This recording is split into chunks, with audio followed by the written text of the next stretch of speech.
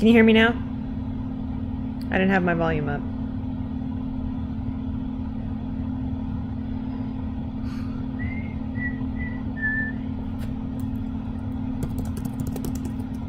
Volume was down again. That's what I get for recording things off of OBS. Cool. I just need to get my playlist in order. No. Stop. What do you...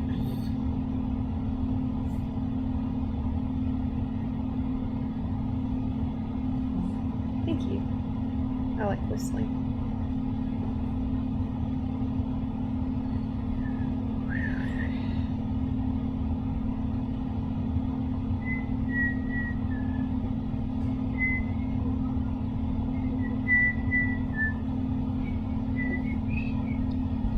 Yeah, hi baby. No, don't step on the keyboard. I'm sorry, I'm in your way. Please don't go for the chords. If you hear a squeaking noise, do you want to sit on my lap? Maybe it won't be a problem. Do you want a lap nap? Nah? Baby. Hello. Okay, I guess I'm gonna just... I don't have any elegant YouTuber preamble or anything, so... This may be too complicated to work on while listening to something new, but... I don't know, we'll find out. I did thumbnails already, so... Most of the thinking should already be out of the way. So I'm watching my cat to make sure a catastrophe is not about to strike. I think it's fine. I think we're good.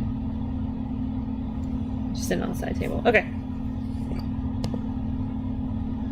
Got some oxygen. Owl does whatever she wants. Okay. Okay. Am I ready? You know, probably not. Let's get upset. Hi, Ben here. I've been... I play Elias Bouchard on the Magnus Archives. 13 and a half, 13 and a half Avatar episodes. /Rusty Quill and take a look at our rewards. Had some fun. Episode 158. Panopticon. That's so many episodes. I apologize in advance if Owl makes me pause things. Don't chew Midna. That's my milk.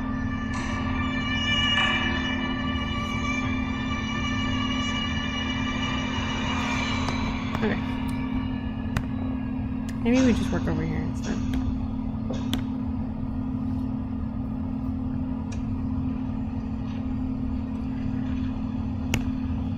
This is not inspiring confidence right off the bat. Gotta tell you, I'm gonna... Everything alright, Martin? It's fine. No, it's not. It's not fine. Particularly like it down here. Ah, yes, of course. Hard to trust the doors, I imagine. Yeah, well, everyone else seems to these days, so... But she's still the same corridors, I suppose. I'm sure... What was his name? Tim. Tim, really? Rather not talk about it, Peter. Very well. This way. Look, are you sure about that map? I'm pretty certain the tunnels change. Oh, don't worry about that. I have no idea what's down here. Still wet. Not to mention, if they do change, well, I happen to have something that will change them back. That's a lighter. It is. And the blood on it? That's lighter too. Right. Do you want to see how it works? No, I'd really rather you didn't mess with it. No, I insist. Watch.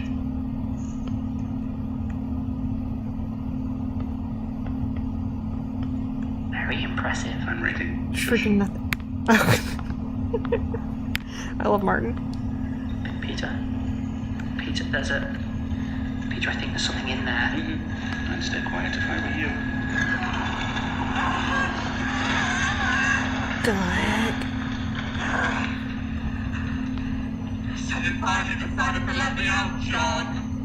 What? Oh, frick! I'm unhappy. Nope. I'm fine, buddy. It's fine. Oh, let me out. Is that freaking Natasha? Holy crap. Don't be shy. I just want to say thank you. I have my emotional support cat. I'm fine, buddy. Your way. Now, if you'll excuse me, I have some unfinished business. I don't think Owl likes Natasha. Nope. Nap time? That was uncalled for. That was, yes. And it's going to make sure everyone's too busy to follow us. Oh no! Probably. Good, right? You could still go help them, if you insist. Very good. Peter, I'm coming for not just your socks. I'm coming for your shoes. Gone how? Just walked out, as far as we can tell. Couple of guards on duty vanished too. Vanished? How? Just left. Best we could tell, he had some dough. Old friend at the prison let us know. What? And no one What? thought of that? Arsehole could have left at any time, but he just sat there laughing at us. No, this can't be a coincidence. So why is out of prison? What?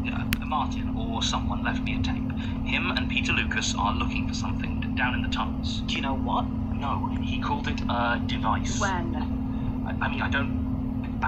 Now? I guess they could... It can't be a coincidence that this is when Elias chooses to make a break for it. You think he's coming here? You don't? Let's go. I'll get the key. I am stressed. What is this place? I have a cat. The panopticon of Millbank Prison. Not quite as Smirk originally conceived it, of course. Jonah Magnus made certain adjustments. And it's been down here the whole time. Why do you think this was chosen as the Institute's location when the prison closed? It's a significant site of power for the beholding. From the tower in the center of this room, you can see everything. But there's nothing in the cells. I don't mean the cells, Martin. I mean everything. Come on, What? mind your step. This comes from an era before safety rails. I don't understand. Why are we here? It's quite simple, really. I want to use the powers of this place to learn about the extinction, what it's doing, where it's manifesting, then we can stop it. And you need me for this? Correct.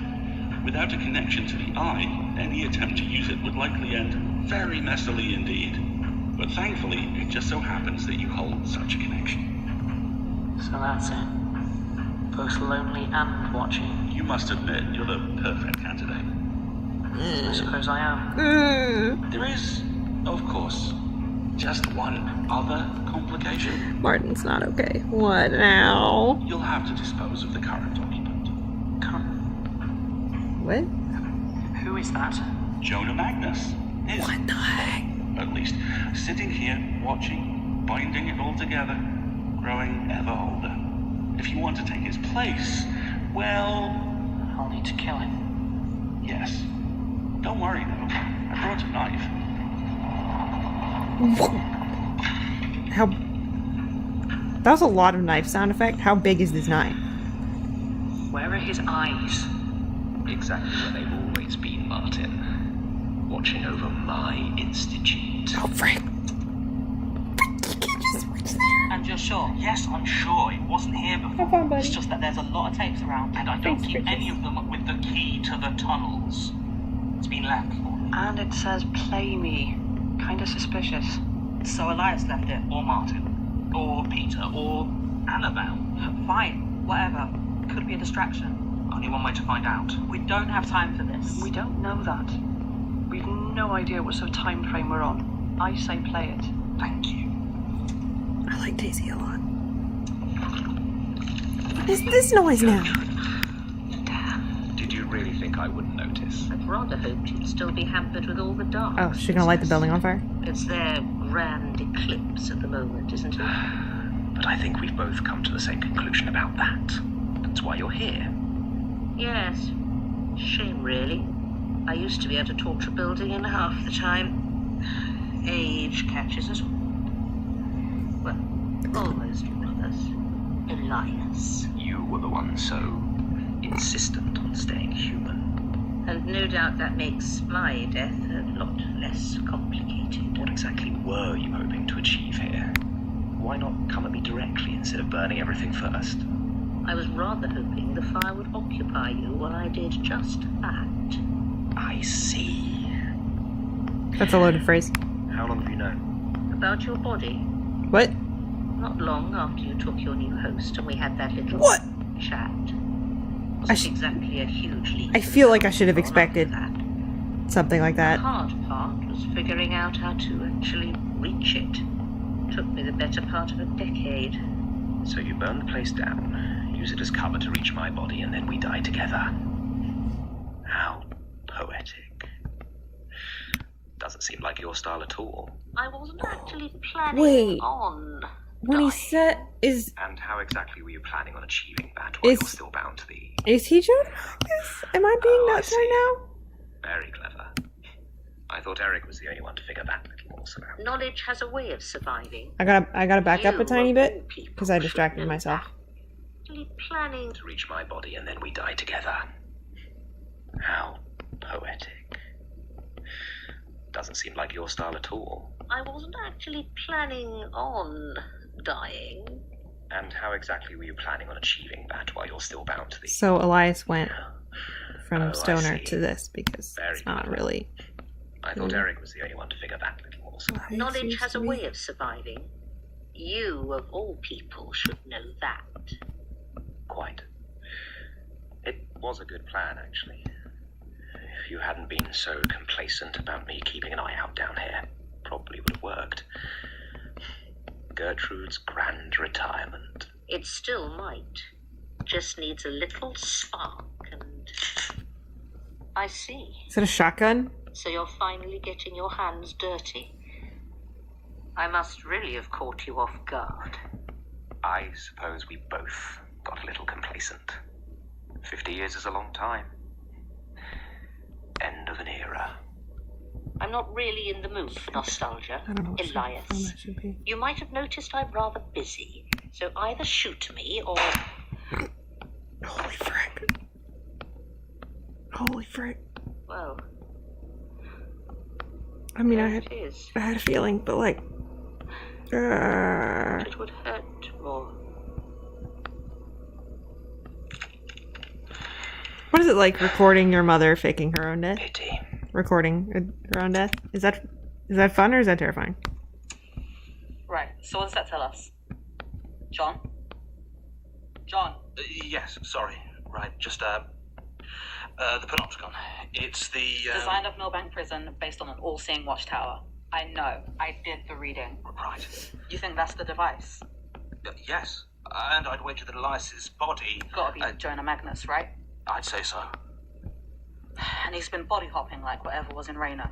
I didn't put that together So is he going to help until us? now. Stop. Lucas is planning to take over the Panopticon. Can't imagine he wants that to happen. But Elias put him in charge. That doesn't make any... What? Daisy, are you... Holy crud. Stay here, both of you. I'll check it out. I think Daisy can kill not What are you Sasha doing here, Elias? as a treat. Oh, you needn't worry. 2 against 1. I couldn't stop you if I wanted to. I just wanted to be here at the end. Can a man not watch his own death? What? What? How are you even here? Don't let him distract you. Peter. Elias. Both of you, just shut up. Just give me a second to think. Of course. You can take all the time in the world. Come now, Martin. One I would Mississippi, have thought two you'd jump Mississippi. at the chance to kill me. That's not... Why wouldn't you help against the extinction? Because I'm a busy man. It's never been my top priority. I don't believe you. That really doesn't matter, I'm afraid. It's the only answer you're going to get. If I do kill you, will the others survive? Elias. Come now, Peter. It's a valid question. And you should have addressed it yourself, really. The short answer is I don't know, Martin. I guarantee it won't be pleasant for them, but I honestly don't know if their ties to the Institute are quite as strong as I may have implied. You, at least, should be insulated from the fallout by your new allegiance. John might be powerful enough to weather it. Melanie's well out of it, so that just leaves Basira and Daisy. And the rest of the Institute, of course, and you can't tell me you care about them. Of course I do. Do you, though? Do you really care about any of them? He knew their names. Or is that worry That one just an old time. reflex?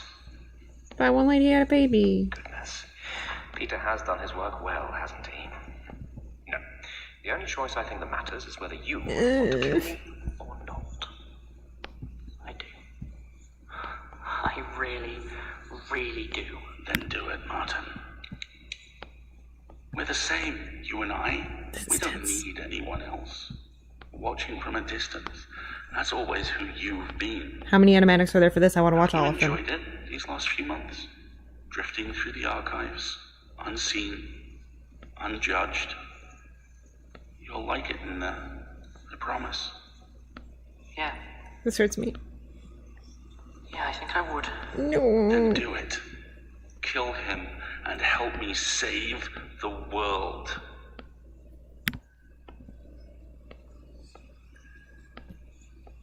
No. You can't just I'm trying not to freak out my cat. Looks like two people. An old guy and a woman with a Oh, scar. God, now. Why now? It's probably not a coincidence. From what I saw, they've been toying with the rest of the Institute. But it won't be long until they're all dead or escaped. And then they're coming here. You put them at not Sasha? Were they killing the whole institute? Try and Oh, take them when crud. they break through. Right. Do I get a gun? You're a fired one. You never taught me. You never asked. Besides, we've got problems enough without it. Holy crud. Hello, John. Frick! Oh, shit. Gotta be fucking kidding. He got another F-bomb. Go.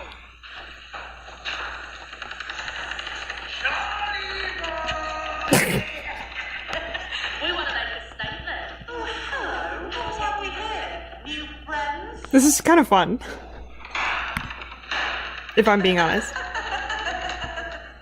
Not new friends? Even better. What the hell is that thing? You see that up there? Told you. They're all monsters here. You remember what happened to Sasha? That's the thing that's up there. It was trapped in the tunnels, Martin. Something's happening down there. Martin. He's down there with Peter. Martin. Wires. Damn it, we need to get down there.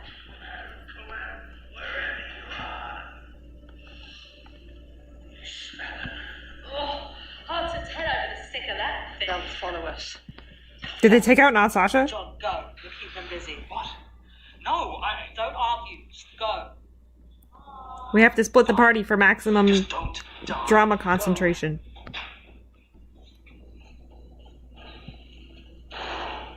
This might be it. Basira didn't think it would end like this. You know what? Actually, I think I did. Oh, nope, she's still up. Okay. Basira, promise me something. What? No, Daisy, no.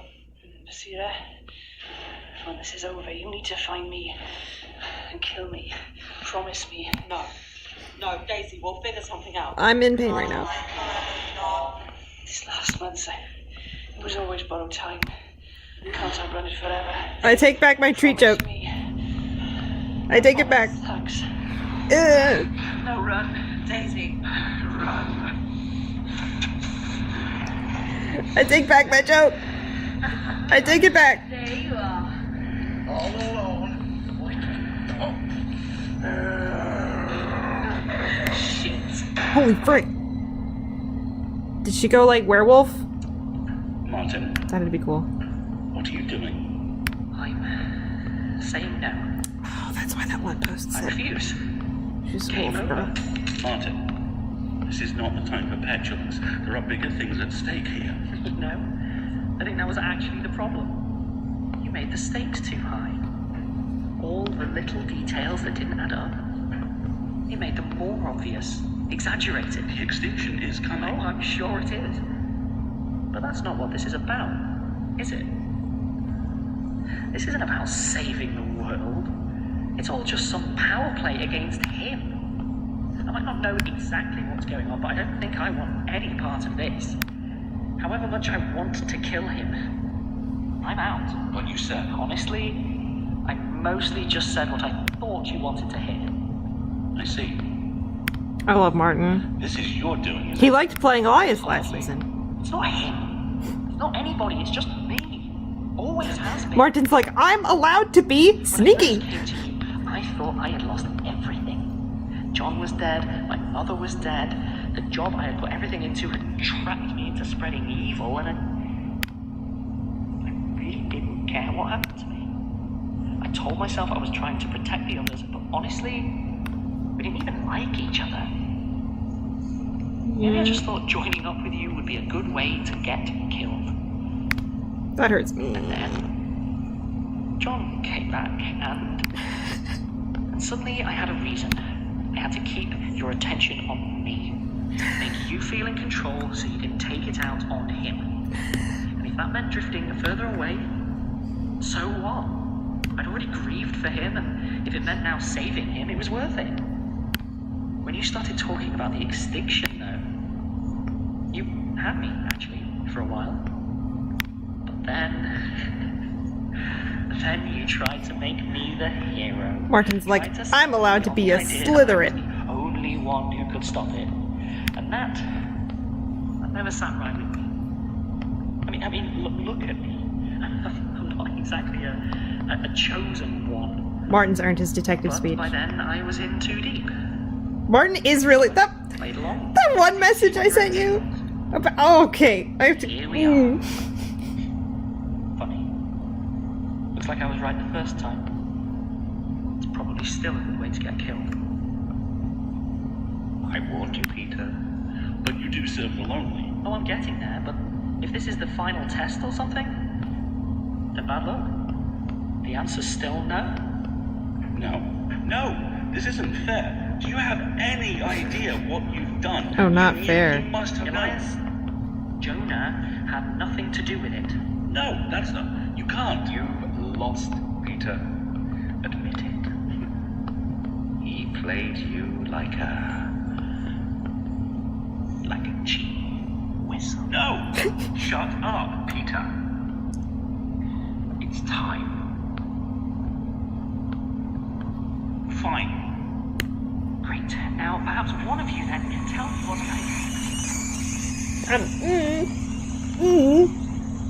I don't know what that meant. It won't be that bad, Peter. You'll see. Huh? Now, he'll be here soon. Did he vanish, Martin? Oh, no. I'm not going to make it easy on him. You haven't won yet. Your choice. Just make sure to leave the door open. I don't really know, Trick John, no.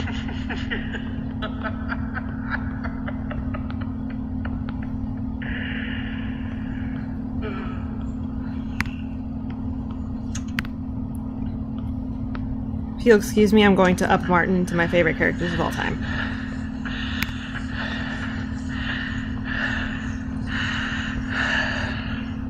John. I was almost worried. You found your way all right. Yes. John doesn't sound like a runner. Yes, I did. How? Suffice it to say, Do you have... Does he have to ask? What is this place? a complicated question, and time is as the panopticon. You have heard. Yes. A masterpiece, isn't it? Yeah. It is. And that's you then? It's okay to recognize a pretty building. Your body. Not anymore. Not really. Although if you harmed it, it wouldn't go well for me. Or any of your friends, for that matter. Maybe it's worth it. Maybe. And I'm sure in another circumstance you would be more than happy to take your chances for a shot at revenge. But for Martin, time is very much of the essence. Where is he? Peter Lucas has him. Cast him into the lonely. And with every passing moment he gets further away from you. How do I bring him back? From out here? Impossible. You want me to follow him? No, John. You want you to follow him. I simply want you to know that if you do so, you are almost certainly not coming back. Yeah, he Going did. to the lonely He did the village coffin is thing. as good as death. How do I do it? Did not even question it. Wasn't too long ago. I'm sure traces of their passage still remain. Just open your mind. Drink it all in. I have a feeling it's gonna suck. Know their route and simply follow it. Very good. Are you scared, John? Yes.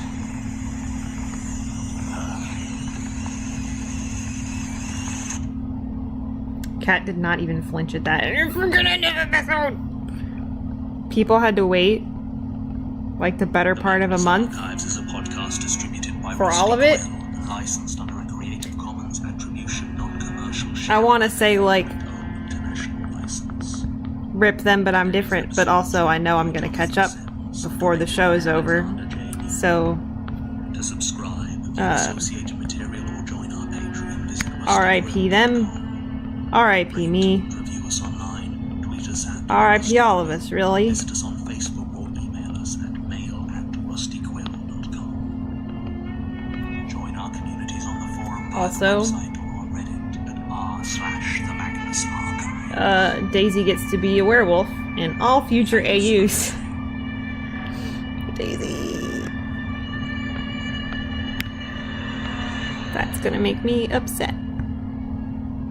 For a while, isn't it? In the future. A new moment in wireless has Shut up, begun. T-Mobile. I play a license shop in a world where poor performance. I actually am kind of interested in that podcast he's talking about. Patreon.com/RustyQuill. I want to look at what you've been typing. I also Martin. What was I saying about Martin?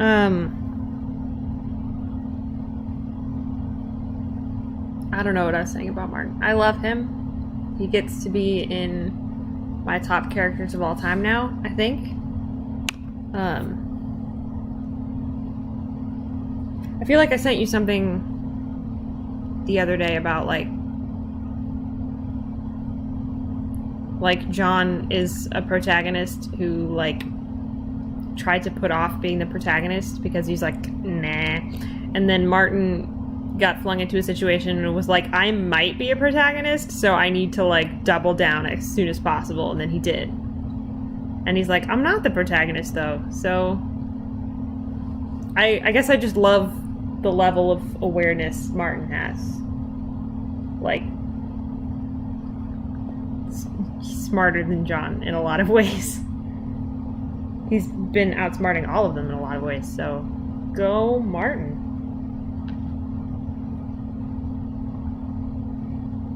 The Roku screensaver on our TV is cat pictures. They're all very excellent cat pictures.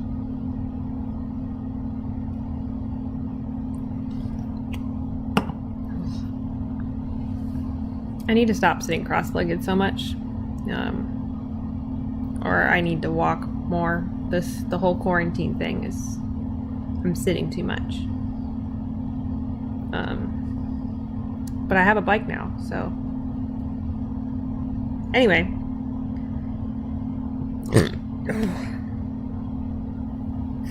Biggest twist is Martin is way, way smarter than John. Yeah. Yeah. John just likes to. He wants to sound. So he's the drama king. But Martin is like. Are there royalty AU fics where John is a prince and Martin is like.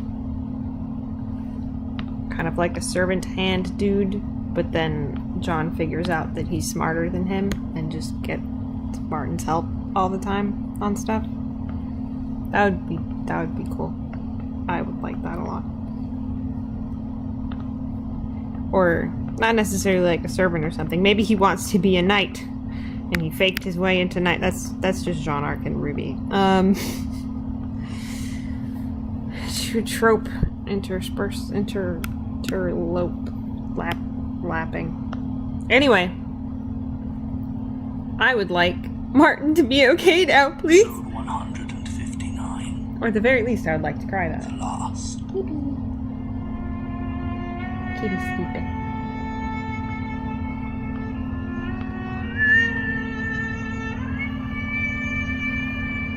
I didn't think I'd hit that note. Sorry, buddy.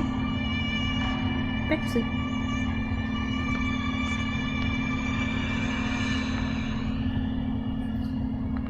I don't know why I'm being so perfectionist about this line. It's not that important. It's a little important. It's important to me. Martin! Martin! He doesn't want to see you. Where are you? I'm not here, Archivist. No one is. It's only fine. And maybe no one can answer some questions. You've still got time, Archivist. Turn around and leave. You've played your part. Now go. What's wrong, Lucas? Afraid of talking face to face. Of course. Or haven't you been paying attention?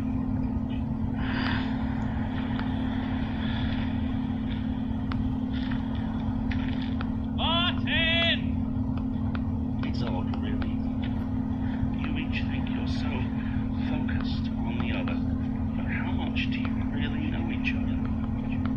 How much time have you spent together when not working, or bickering, or fleeing from that latest thing that wants to kill you? So, what are you seeking? The image you've each created of the other? The people you think you love don't exist. Not really. And that's a very lonely place to be. Shut up! Martin! He doesn't want to see. Then let me hear that from him. Just go. Make me. Unless you can't.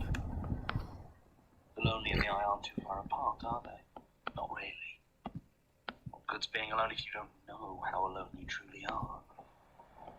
Which means... Well, I think you're worried. You know I'll find him eventually, and you know I can find you.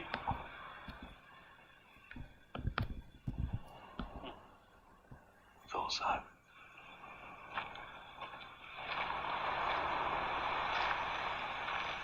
Martin. John? I'm here. I came for you. Why? I thought you might be lost. Are you real?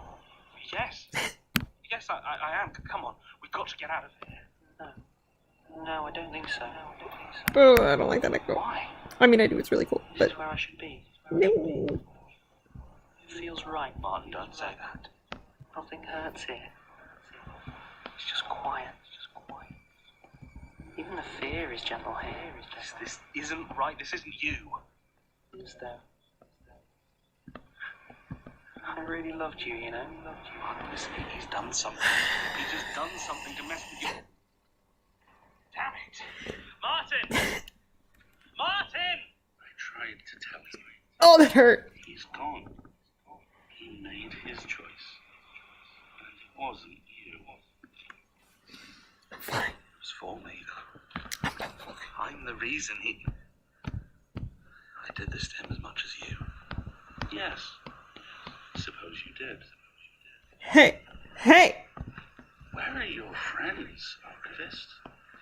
Tim and Sasha are dead. Yes. Daisy and Basira are probably dead. Because of you. Georgie and Melanie have left me. And Martin's gone. You're alone. Excuse you. Archivist. The last one standing. I did warn you. I did want you to leave, but perhaps it would be better if you stayed a while. After all, you can't hurt anyone in here. Yes. Or perhaps you could answer some questions. You just snaps her right to it. If I were you, I can see you now. I can find you wherever you go. I don't know what this part of the sketch is. Fine. Oh, it's the other part of It was just a thought. So leave, Not before I get some answers. That's not going to happen. Tell me your story, Peter Lucas. No. Tell me. Fine. Fine. Where do you want to begin? The start? A lonely youth? My gradual path to becoming an only child? That's the thing, you see, about a family faith. You've got to double down on the believers. My mother had 5 children over her life before my father finally drifted away. She was a Lucas to the core, though not born into the family, while my father, for all he believed himself keen on a life without obligation, gradually withered away to nothing as she cultivated the space between them. The house was sprawling. Our bedrooms were kept as far apart as possible and changed often as we were cared for by a rotating cast of nannies and tutors. You know, she's still alive. But I still can't picture my mother's face with any clarity. And I consider that a blessing. I'm not even burdened by hatred for her. She is simply someone who exists, far away from me. It was the sort of childhood that would not be allowed if we didn't have money.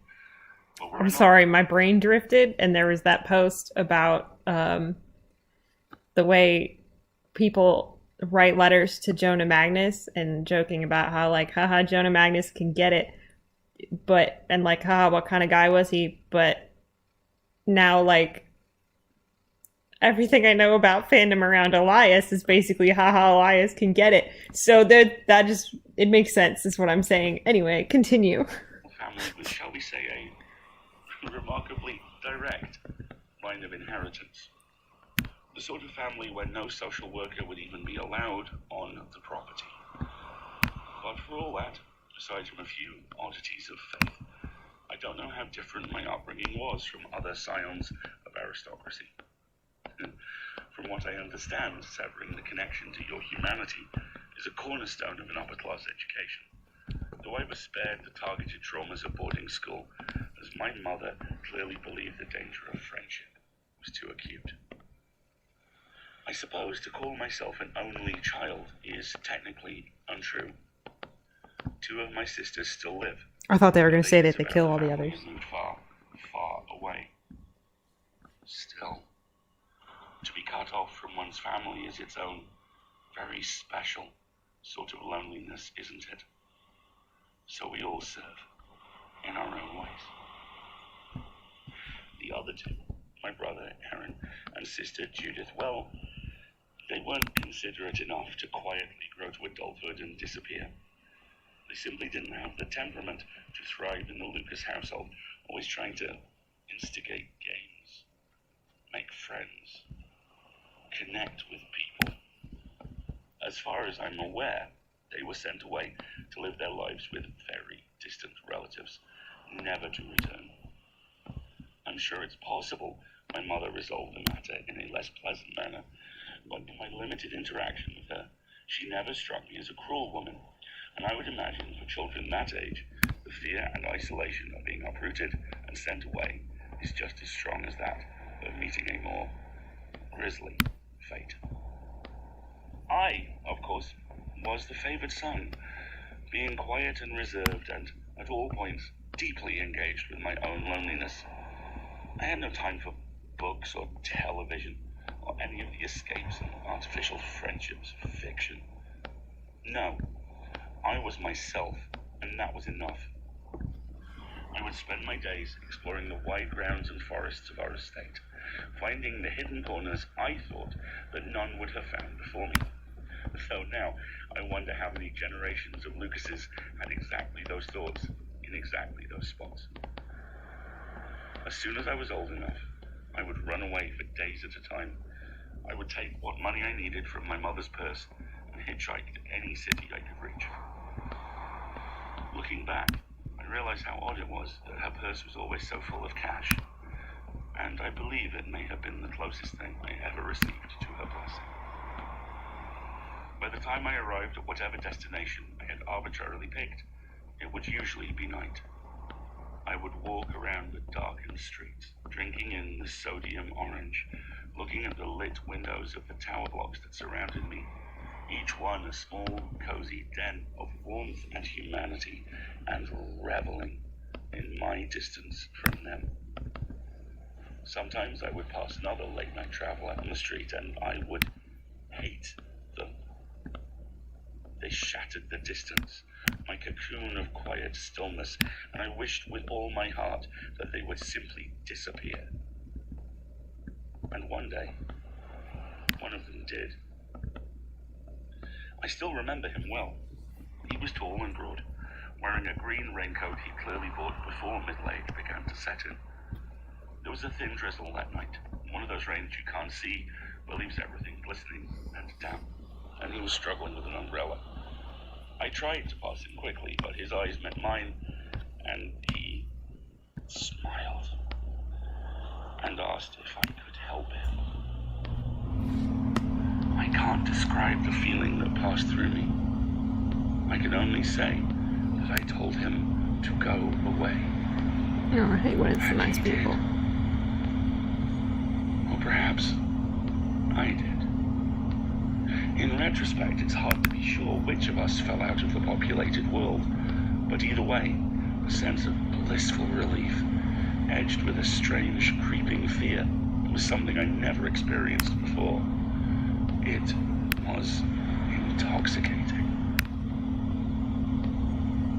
When I returned, I was met by my mother and a small group of stern-faced relatives that I had never seen before, except at funerals.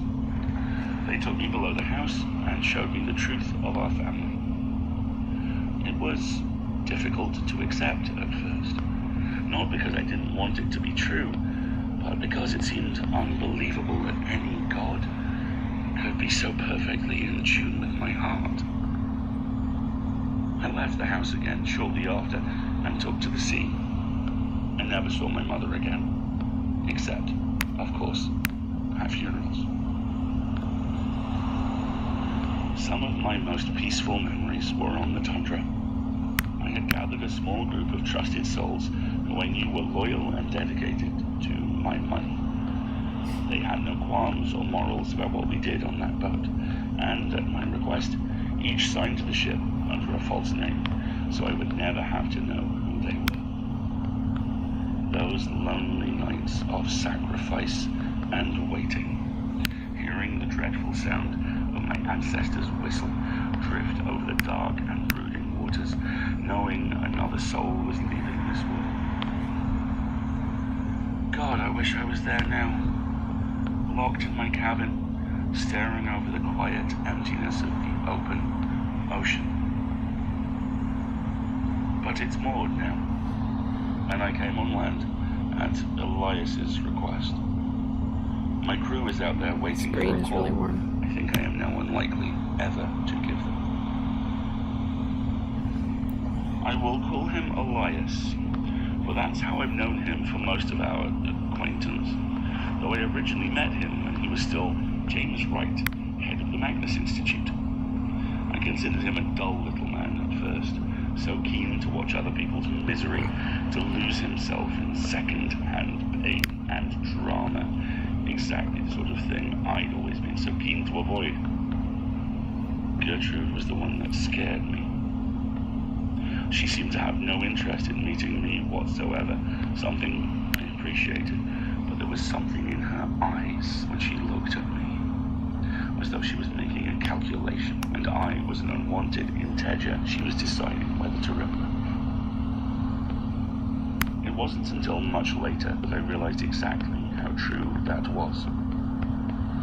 Still, it seems I was never a pressing enough concern for her to sail out after me, or even wait until I made port and waylay me. I suppose even she couldn't have predicted how it would all turn out. Thinking about it now, I love the sound effects for this one place. of the reasons I lasted as long as I did was that I was, at the end of the day, predictable. A known quantity. I had my little patch, sending my poor lost sailors to their forsaken end, but I rarely stepped outside of it. When I think of all those I met who traveled in this secret world we found ourselves in. His voice sounds kind of wrecked. Simon, Mikhail, even Raina. There are plenty whose Like when you lives stay might up talking have for a been long easier time? than my death, but it was rare that I strayed outside my habits. Maybe that's why, when I crossed paths with Adelard Decker, we ended up talking, and he told me his theory of the extinction. Something that stayed with me even after he died pursuing it. The thing is, the loneliness I crave, that fills my heart with that reassuring unease, relies on distance from other people. But a world without people at all, or at least anything I would recognize as people, it is meaningless. Without the lighted window in the distance, how am I to see myself apart from it? No. Such a world would be terribly dull That's a and good point. scares me in a very different way. A fear I am happy to offer up, of course, but one that I would prefer not to come to pass. My instinct was much like the others.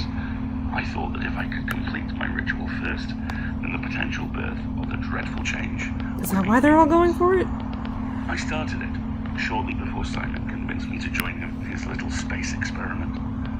It was interesting, of course, but in the end a tremendous waste of money just to scare a single astronaut. But I had it in my mind that it might distract from my true attempt.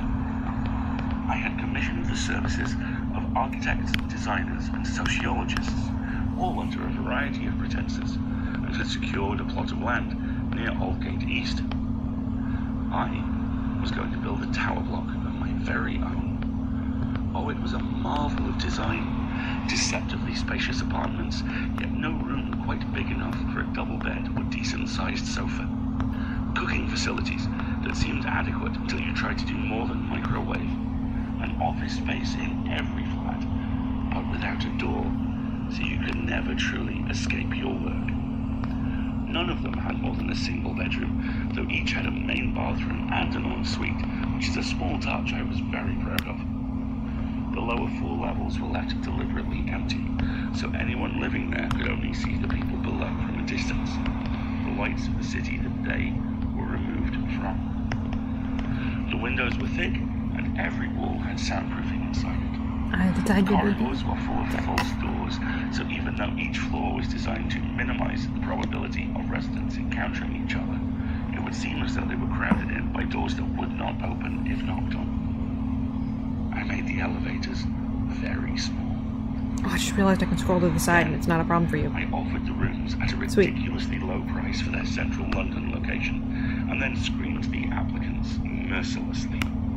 I prioritized those who were newly moved to the city, graduates who needed cheap accommodation and were moving into intensive, high-stress jobs that would give them little time for socializing. Recent divorcees were also very suitable, especially those whose friends had sided with their partner. I crammed them in, pushing them to stew in a cocktail of distant lights, empty corridors, and lukewarm takeout for one. The plan was to wait until those inside reached a critical mass of loneliness and despair, then, all at once, lock them in remotely, cut off their internet and phone lines, and leave them to die alone in their single occupancy, professional dooms as the Forsaken emerged from their terror. I called it the Silence, though to be honest it was mainly because I thought they had to have names. Can't say if the title was desperately inspired. Then, of course, Gertrude Robinson happened. Do you know how she did it? What a devastating weapon she used to derail my plan. The newspaper. She tipped off someone in The Guardian. I still remember seeing the headline, there in black and white, the loneliest building in Britain. Trouble is, everyone I picked was white, middle class, as if people actually cared for themselves to declare it emblematic of the problems of the modern world. Picked a bunch of white pieces started to pour in. Oh, that's really good. Started to drop off, and I was up to my neck in community outreach programs. No way to salvage it. years of my life and a sizable fortune down the drain. She didn't even have the decency to kill me.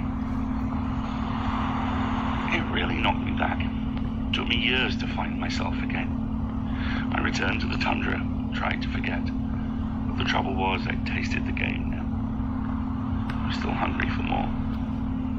I suppose that's why I was so keen when Elias contacted me. We kept in touch, of course. My family helped fund the Institute, and he'd always been good about tipping me off to potential victims. Going through something horrific can leave you feeling very isolated indeed, especially if you know no one else will believe you. And of course, he knew I find it hard to resist a wager. If I could convince one of his staff to willingly pledge themselves to the Lonely, it was all mine. He even let me pick the victim. He was so sure the prize of the Institute, the Panopticon, and a willing vessel to use it would be just too much for me to resist. And he was right. Just didn't go quite as I'd hoped. You know, this is one of the first bets I ever made with him that I've actually lost. But I guess that's how hustlers work, isn't it? They lose and lose until you're willing to put it all on the line, and then the trap shuts. So I suppose that's probably why I reacted so rashly, trying to rip his victory away, keep you here. But it looks like I might have underestimated my opponent once again. What was his prize? What did he get if you lost? Oh, he got you. I don't understand. And you won't. Not from me. I'm done. Tell me. I'm not saying another word. Tell me, or I will rip it out of you. No! Answer my question. No! Leave me alone. Tell me!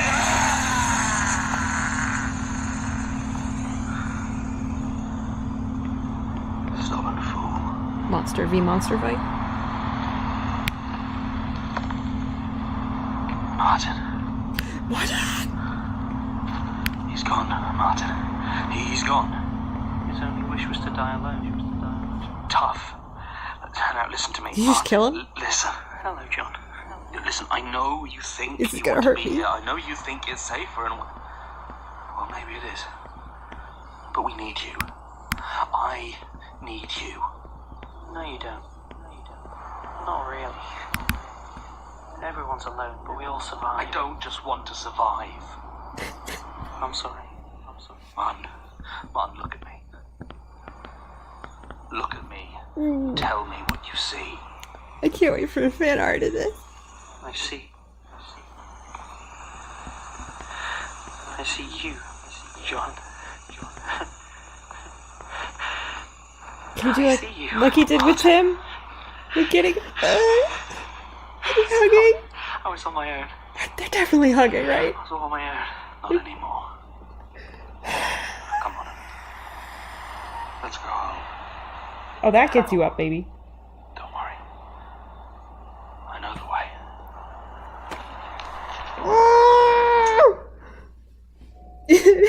Fine.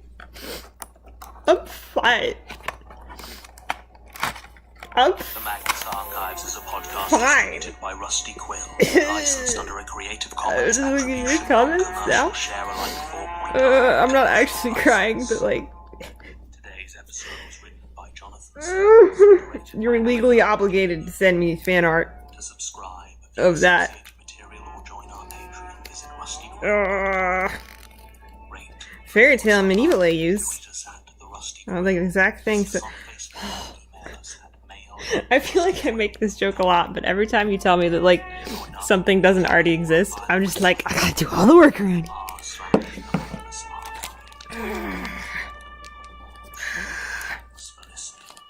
You're welcome.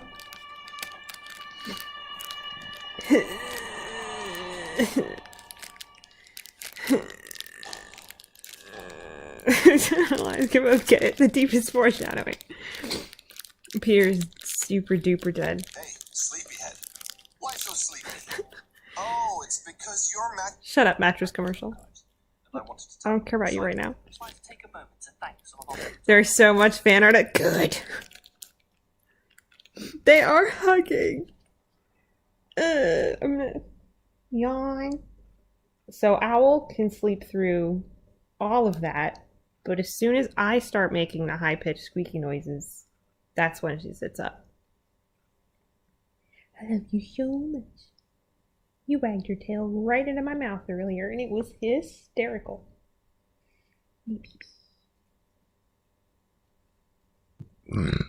Burp.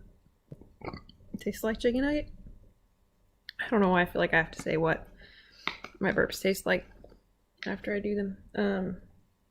Anyway, this is the part, I guess, where I don't know what this is. The part is where I assume they get out. I don't know what.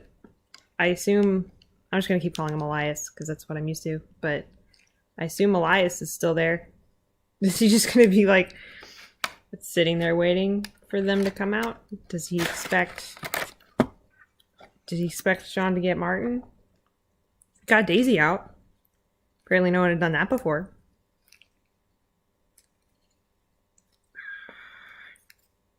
I'm collecting all of my spare earbud smushy things into a single bag so that I can throw out this box. Goodbye, box. Stop taking up space on my side table. It's a whole thing. No one can keep it straight. I mean, I don't know. I guess I'm coming from Ruby, which has a character that, like, updates personas, you could say. Or I guess just, like, reincarnation things. But, like, get a new name.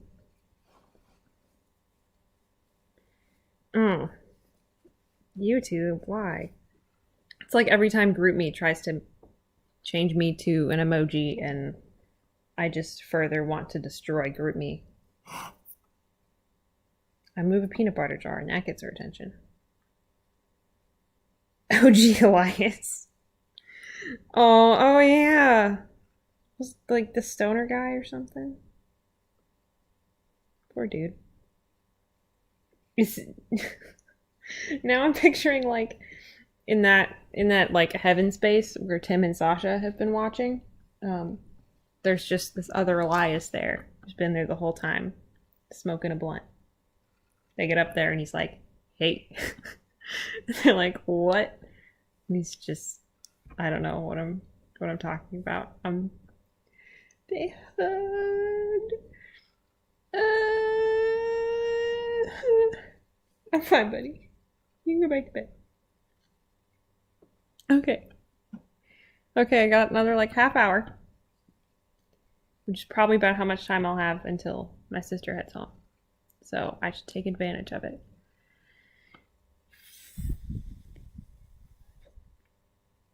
Elias is trapped in his body for... Oh no, that's scary. I'm listening to... I know what I'm listening to. I know it's for... Yeah, okay. That's on brand. Yeah. What other thing have I been in that has... What other show or something have I been into that had that same thing?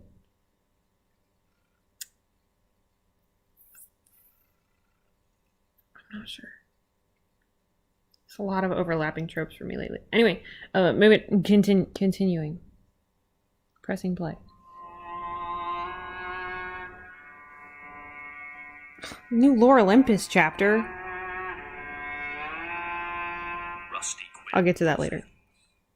The Magnus Obviously. Archives. Where you going, buddy? Animorphs? No, Lore Olympus. It's a webtoon. Episode 160. The Eye Okay. Opens. I'm back in Clip Studio.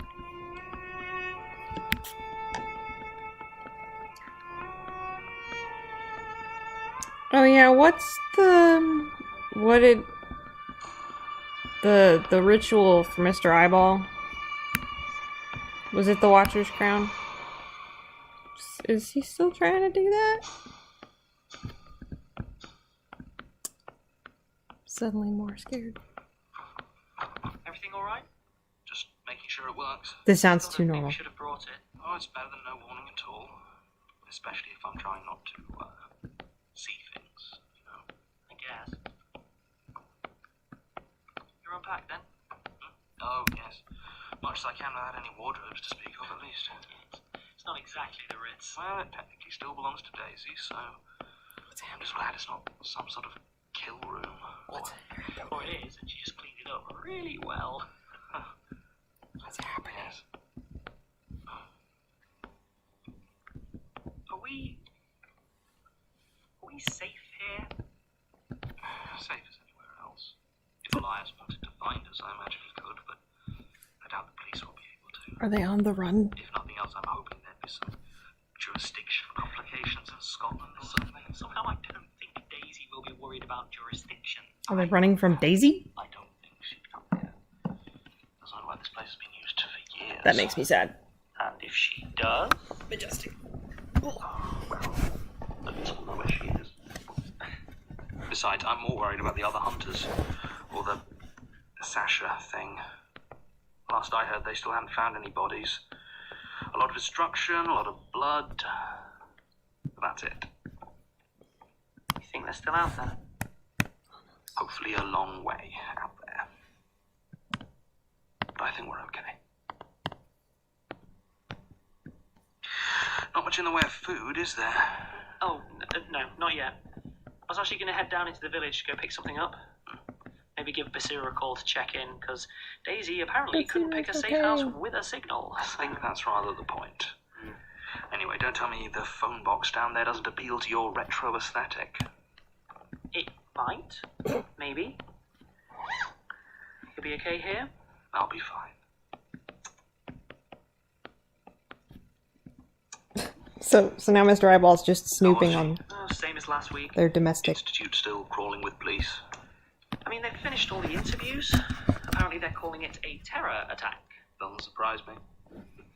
Appropriate, in a way. Does she know who they're looking to blame?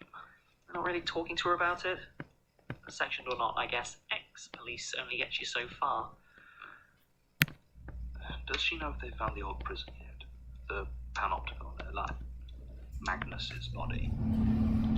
Don't know how hard they're looking, to be honest. Basira says a few of them got lost in the tunnels for over a day, and it's not like the promise of an old man's corpse is much of a motivator. Still, she did manage to talk them out of burning the whole place to the ground. Oh, actually, that reminds me. These are the statements? Yes. Basira said last week she'd send some up as soon as the archives weren't a crime scene.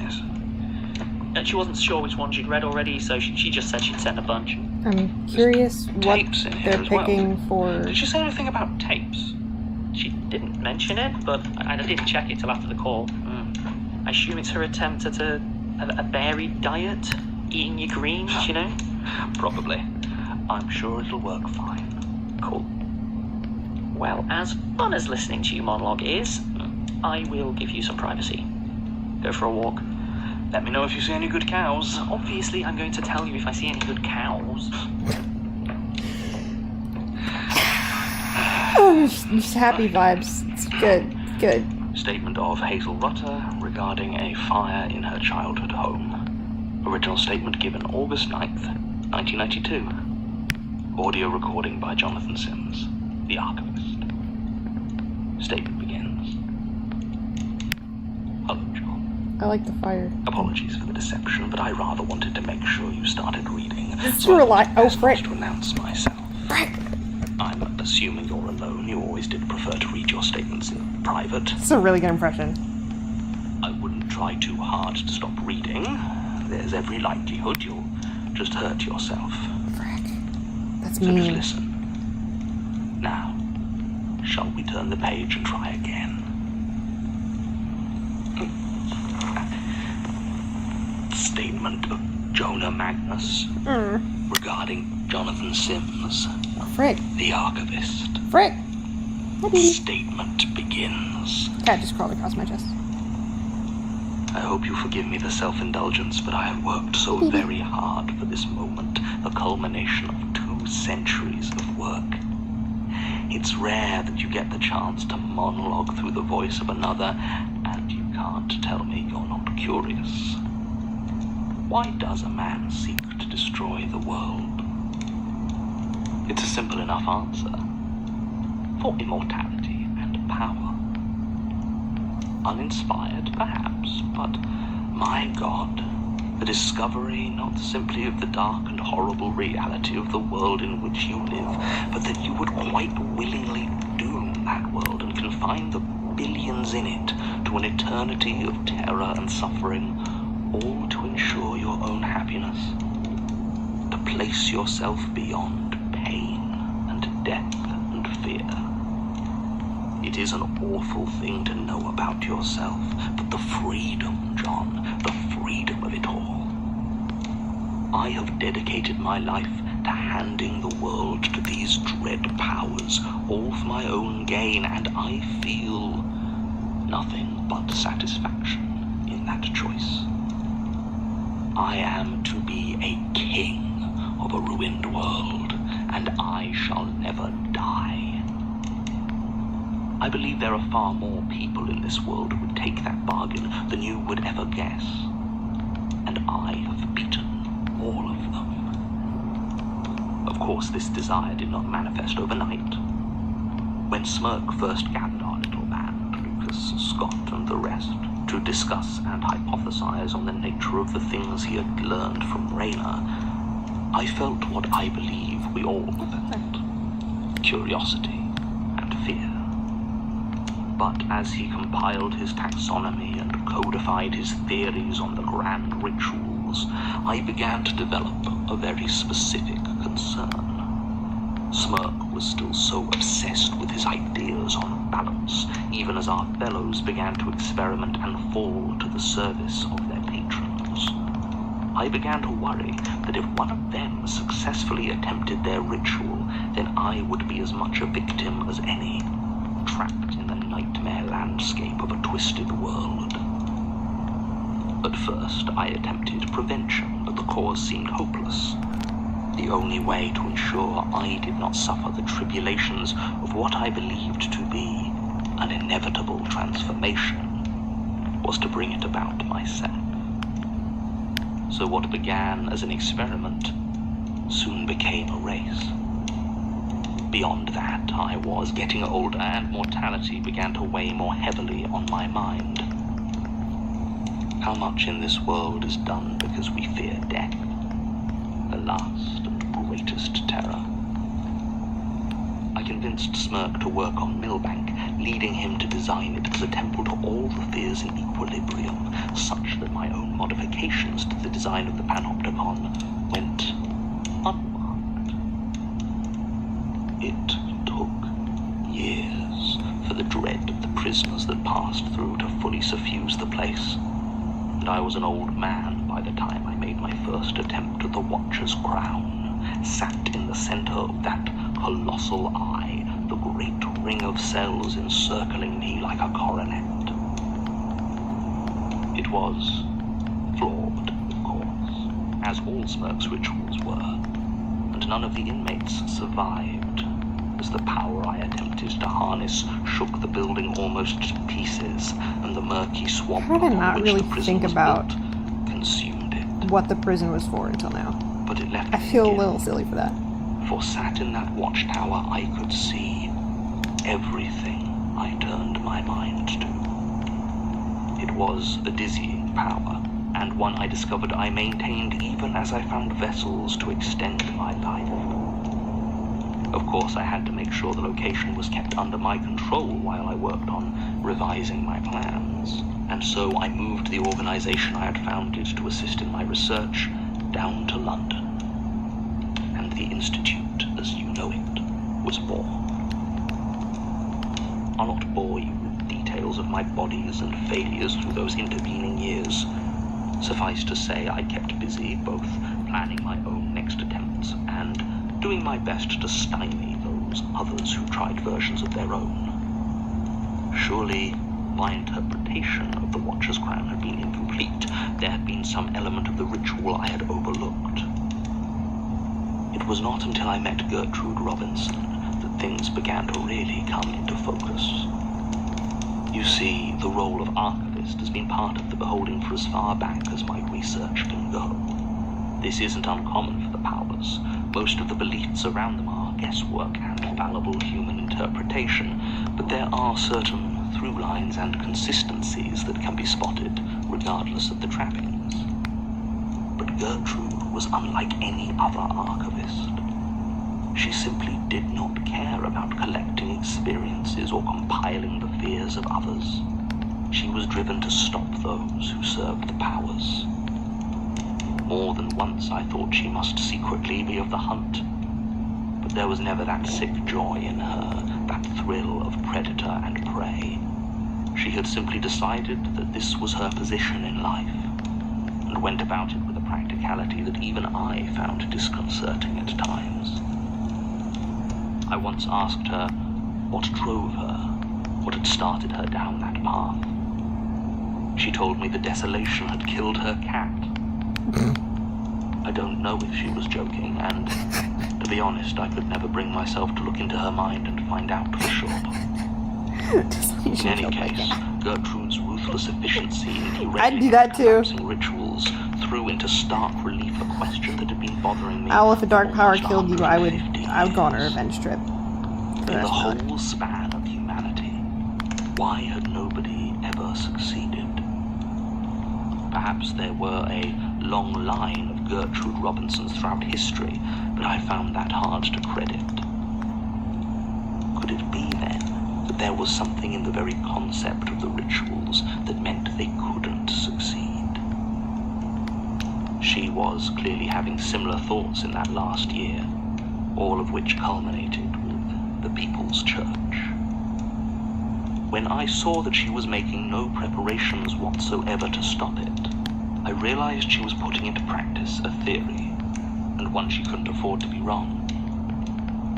She was going to wait and see if the unopposed ritual succeeded, or if it collapsed under its own strain as mine had all those years ago. Knowing Gertrude, I'm sure she had a backup plan if she had miscalculated, but she had not.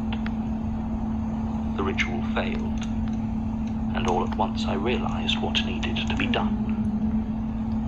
You see, the thing about the fears is that they can never be truly separated from each other. When does the fear of sudden violence transition into the panic of hunted prey? When does the mask of the stranger become the deception of the spiral? Even those that seem to exist in direct opposition rely on each other for their definition as much as up relies on down. To try and create a world with only the buried makes as much sense as trying to conceive a world with only down. Every ritual tied itself so closely to a single power as to render itself impossible. They could bring their patron close, but could not sever it from the others, and eventually it would be violently pulled back to the place next to reality where they dwell. The solution then is simple. A new ritual must be devised that will bring through all the powers at once. Big yikes. All 14, as I had hoped I could complete it before any new powers such as extinction were able to fully emerge. All under the eye's auspices, of course. We mustn't forget our roots. And there was only one being that could possibly serve as a linchpin for this new ritual. The Archivist. A position that had so recently become vacant Big thanks red to flag. Gertrude's ill-timed retirement plans. Because the thing about the Archivist is that, well, it's a bit of a misnomer. It might perhaps be better named the Archive. Because you do not administer and preserve the records of fear, John. You are a record of fear. Oh, that makes sense. Both in mind as you walk the shuddering dread of each statement, and in body as the powers each leave their mark upon you. You are a living chronicle of terror. Perhaps Sad then, face. if I could find an archivist and have each power mark them, have them confront each one, and each in turn instill in them a powerful and acute fear for their life, they could be turned into a conduit for the coming of this nightmare kingdom. Do you see where I'm going, That John? doesn't sound fun. It does tickle me that in this world of would-be occult dynasties and ageless monsters, the chosen one is simply that. Someone I chose. It's not in your blood, or your soul, or your destiny. I like that a lot, actually. It's just in your own rotten luck. I'll admit my options were somewhat limited, but my God, when you came to me already marked by the web, I knew it had to be you. I even held out some small hope you had been sent by the spider as a sort of implicit blessing on my whole project, and do you know what? I think it was. Of course, I had to bide my time, get a measure of you before I began to push, learn how you worked.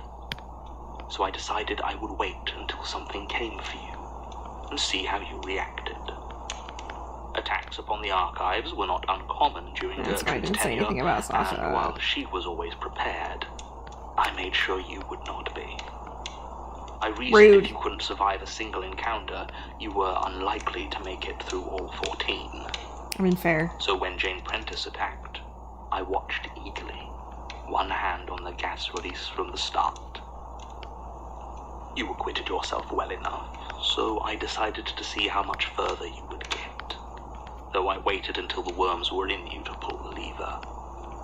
I needed to make sure you felt that fear all the way to your bones. Rude. The discovery that one of the strangest Mean. minions had infiltrated the Institute in the aftermath was certainly a pleasant bonus. Elias is a bully, Even if sent that sliver of paranoia, that vague wrongness you couldn't quite place, wouldn't count as a mark. It was only a matter of time before it confronted you in a far more direct and affecting manner. Admittedly, given the advent of the unknowing, I needn't have bothered. But what's the old saying about hindsight? More important to me was Sasha's encounter with the distortion. If it had taken an interest, then I very much wanted it to cross your path. My screen is So I getting found real one of warm. its current victims and convinced her to make a statement. Poor Helen. I actually had to put her in a taxi myself. She was getting so lost on those narrow London side streets. It worked, though.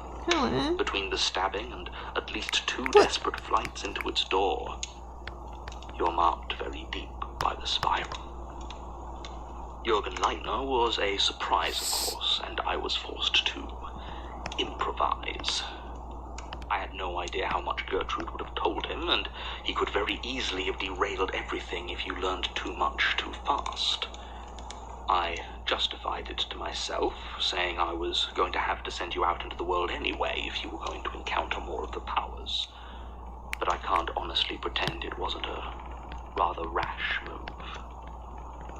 Still, I'd requested Detective Tonner be assigned to the case when they found Gertrude's body in the hope that having a hunter in the mix would eventually lead to a confrontation, and setting you up as a killer certainly hastened that. Then it was just a matter of feeding you statements to lead you to a few avatars I thought were likely to harm you, but probably would stop short of actually killing you. Jude served her purpose exactly as I had hoped, as did our dearly departed Mr. Crew, marking you for the desolation and the vast. Honestly, I had nothing to do with Melanie and her slaughter adventure, but when I saw the situation, I made sure to trap her here. So whenever her rage bubbled over, you were right there, a ready target. Whoop. I didn't foresee the mark coming from surgery gone wrong, but it was a very pleasant surprise. So, John really does just have a scar collection of For this to work, you needed more than just the marks. You needed power. Really That is was just something the unknowing collecting served scars. to test, though it posed no actual danger in the grand scheme of things. And it did serve another purpose, of course. It inadvertently pushed you to confront death, a mark I had been very worried about trying to orchestrate. If I tried too early, you'd just die. Too late, and you might be powerful enough to see the attempt coming and maybe even understand why. As it was just right. And once again, you came through with flying colors. By this point, your abilities were coming on in leaps and bounds, and I was concerned that meeting face to face might end up with you knowing something you shouldn't. I had initially planned to go into hiding, but when your colleagues surprised me with the police, well, it was simple enough to cut a deal. All that remained then were the dark, the flesh, the buried, and the lonely. I was a little put out when that idiot Jared Hopworth misinterpreted my letters and attacked the Institute too soon, before you were even out of the hospital. But then, you should have seen my face when you voluntarily went to him. I couldn't see what happened in there, of course, but given how you came out... Oh, the rib thing. I'm very sure it counts as a mark.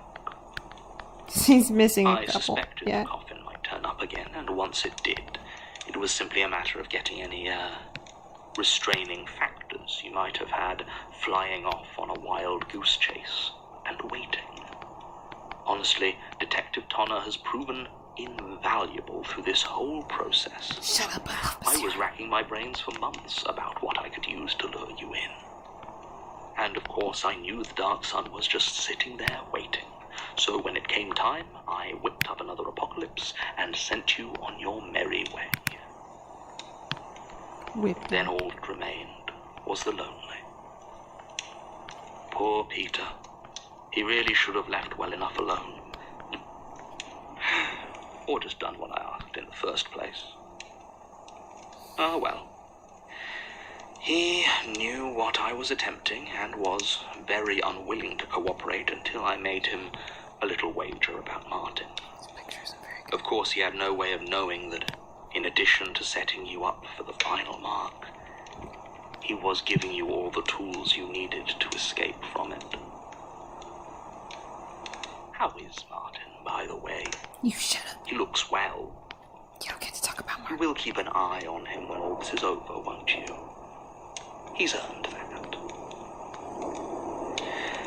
And there, I think, we are brought just about up to date. I have enjoyed our I don't little like trip the down storm memory sounds lane, outside. but past here lies only impatience. You are prepared. You are ready.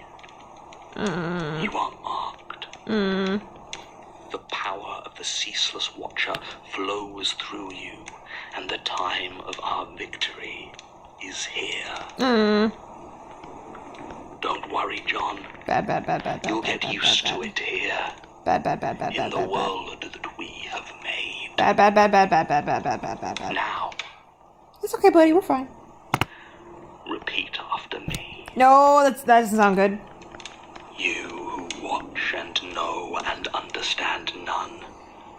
You who listen and hear and will not comprehend. You who wait and drink in all that is not yours by Martin. right. Come to us in your wholeness. That's not Come good. to us in your perfection. That's bad. Bring It's really all bad. that is I was fear almost really and happy all for a that little is bit. terror and all that I knew is nothing the was gonna be awful fine. dread that crawls and chokes and Where's blinds Martin? and I should've done falls it. and twists and leaves and hides and weaves and burns and hunts and rips and bleeds and dies. Come to us. I open the door. Where's Martin? Wake up. John, wake up! Slapped him. Martin? John? What? Oh, God. What happened? I don't know. Everything... It's all gone wrong. Help me out. No, don't go outside. It's real bad. Oh, those cows? Oh God. I don't know if it's just here or if it... No, it's everywhere. Oh, that's bad. They're all here now. Bad. All of it. John, I'm scared. The whole world is afraid, Martin. Because of me. And the Watcher drinks it all in. John, look at the sky, Martin. Look at the sky. Is this the bit you showed me forever It's ago? looking back. This is your fault. Of course, that's where it stops. Did it just ends there? Magnus Archives will return. Yeah, gee, I'm fine. 2020. Yeah, gee, great. Magnus Thanks. Archives is a podcast Thanks. distributed by Rusty Thanks, my Coil, good friend. licensed under a Creative Commons Attribution Thank you so Non-Commercial much. Share-alike 4.0 license. Today's episode was written by Jonathan Sims and directed by Alexander J. Newman. I got a baby between my legs. Subscribe, view associated material, or join our Patreon. That was a Visit weird sentence. rustyquill.com. It's a kitten. Rate and review us online. Tweet us Can't at get The this to Rusty look right. Quill. I didn't Visit us on think this Facebook was a or background in email us mind. at mail I might need to at rework it. rustyquill.com. I still need to re-listen Join to that our arc. communities on the forum via the website or on Reddit at r/Magnus Archives. Hey, buddy. Thanks. Hold on, I'm gonna take a picture. That's my own face. Like, I'm fine. I'm great. My computer's pretty. I see your I'm smiley Mayor faces. Bouchard on the Magnus Archives, and I wanted to tell you about another show from the Rusty Quill Network.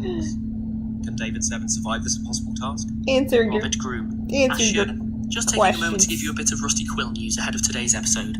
Firstly, we want to thank everyone for your support and dedication up to this point. You're It's been welcome. a wild ride and we could not have hoped for better people to end the world with. Thanks. Secondly, in terms of the hiatus between seasons, we know it's a lot. I don't have to worry about we it. really wanted to make sure that we had enough time to get things running as smoothly as possible for the final season. Oh, that's valid. We appreciate your patience in this, and as a way of saying thanks, we're aiming to be releasing special season break content every fortnight or so. The first of which is today's episode, part 1 of our epic Q&A session for the latest season. Sit on that We have a bunch more cliffhanger special for content 6 planned, so months. keep an eye on this Oh, right. over the coming months. Finally, if you just can't handle the break even with these bonus goodies, we'd like to recommend to you season 2 of Outlines, a historic fiction podcast we produce alongside Historic Royal Palaces. This Hold on, I'm anthology pulling up tells my the kitty stories of pictures. people who have been sidelined by history, living in the shadows of real events in some of the greatest palaces ever built. I don't know how much of the Q&A I'll Work from do award-winning contemporary writers based on actual over research stream. on historic royal palaces, and partially is just accompanied by because full soundscapes and my musical computer's getting real warm. Rusty Quill.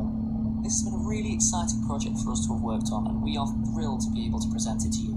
You can find all of Season 1 available via your podcatcher of choice, and Season 2 is happening right now. We'll include a link in the show notes. So once you're done with this episode, why not jump on over and give it a try? We really think you're going to enjoy it, and you may even recognise a few friendly voices. Anyway, that's enough from me. As always, thanks for listening, and we hope you enjoyed today's episode. Google, give me my photos. That's a different sound.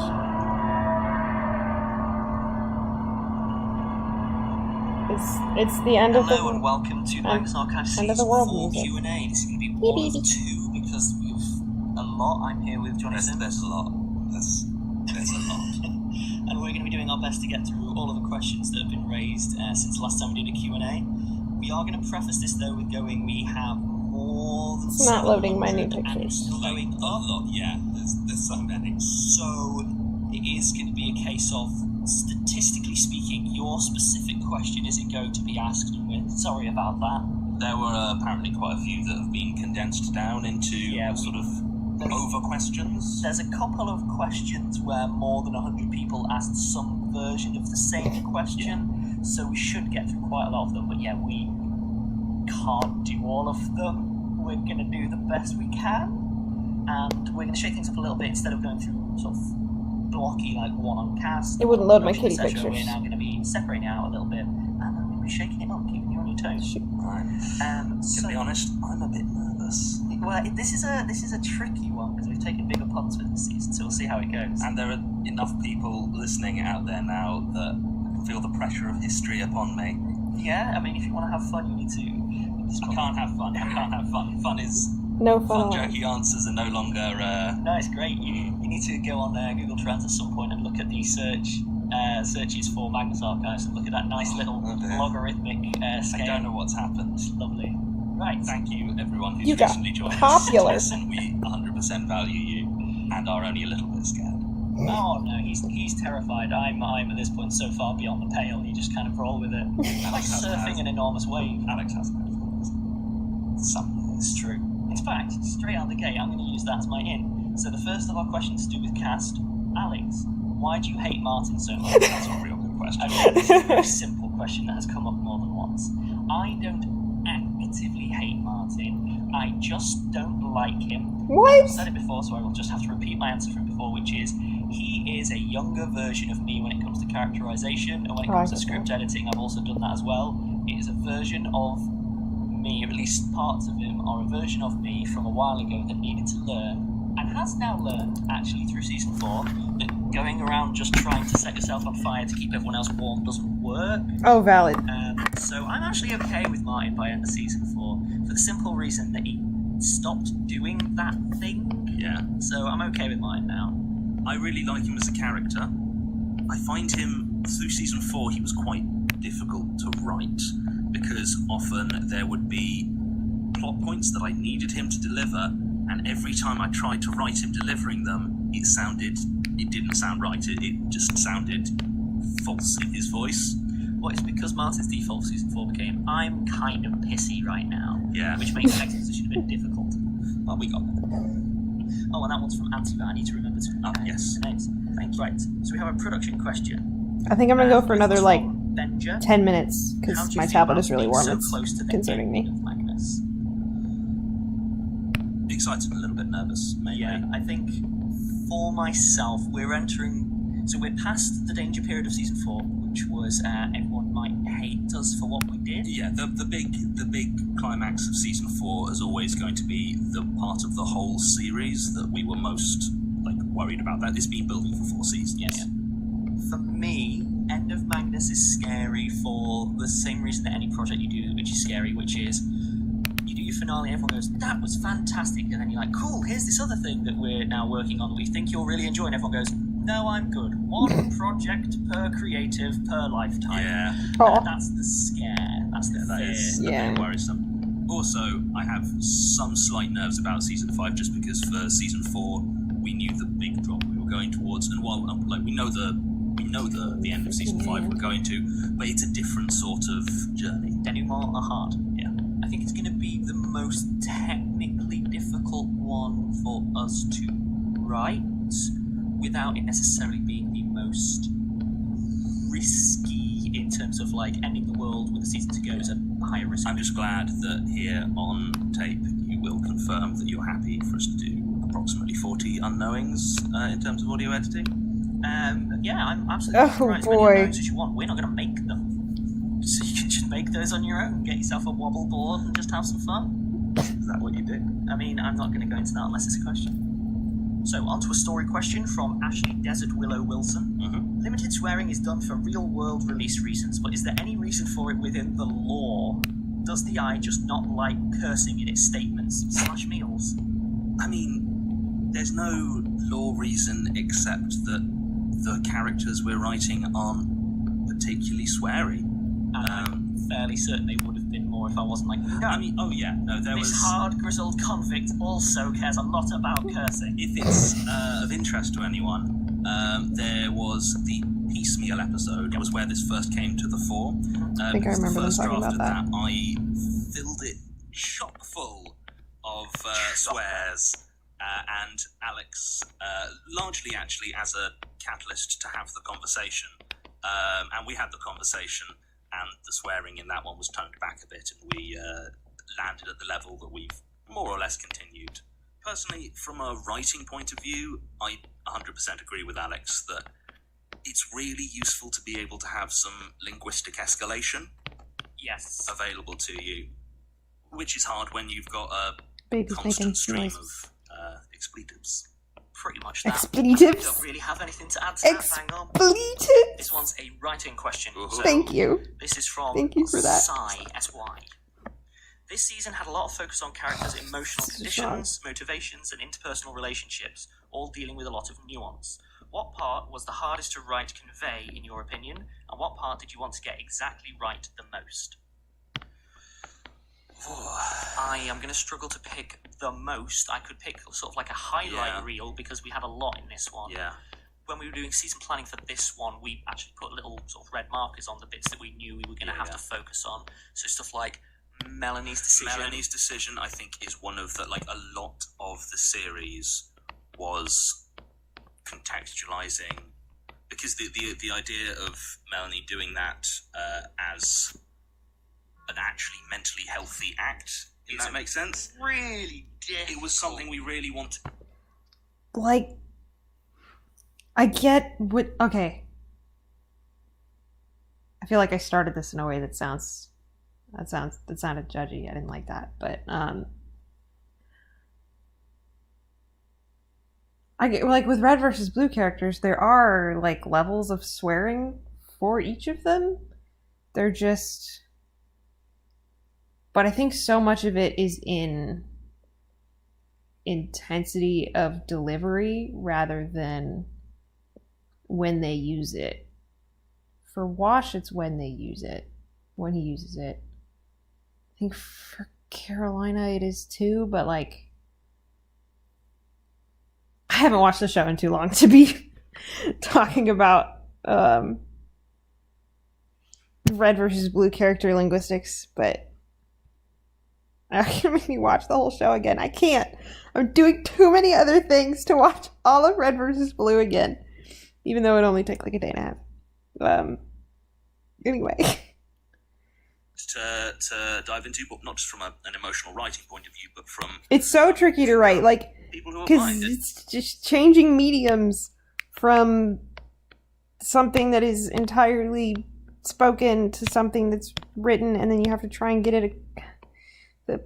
The layers are in the dead zone of my tablet again.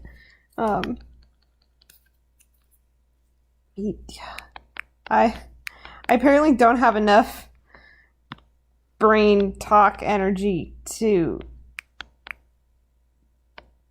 dialogue about it, but I'm mostly here to listen. Johnny Martin hugged. You're legally obligated to send me links to that fan art. Legally obligated.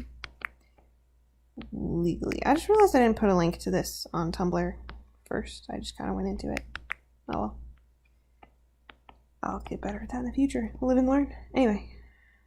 Saying, oh, this horrible thing, this terrible thing of being like, there's a lot to consider in order to not make it a really gauche. I was gonna say, but a really bad piece of representation, and we wanted to take care to not do that. Also treading the line for Peter in terms of everyone hates Peter because he's a real world villain instead of a I'm gonna eat your brains villain. Yeah, the lonely, like diving into the lonely, I hadn't quite anticipated how close it would hew to real world depression. And it was one of those things that when you read it back, it's obvious, but it was only through the writing that I started to realize, oh, this is touching on some.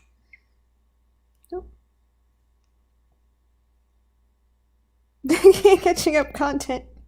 Yay! Oh my gosh. Oh, baby's getting up. So I think you might know exactly what I was going to draw. And then I remembered the height difference that I gave them. Shoot. Okay. Don't worry about it. Oh, baby moved. That's probably better. Go sleep, baby. Good night, baby. You'll be up in an hour. Sprinting across the house at Mach speed. Okay. Very real stuff, and so that was a very tricky line to walk.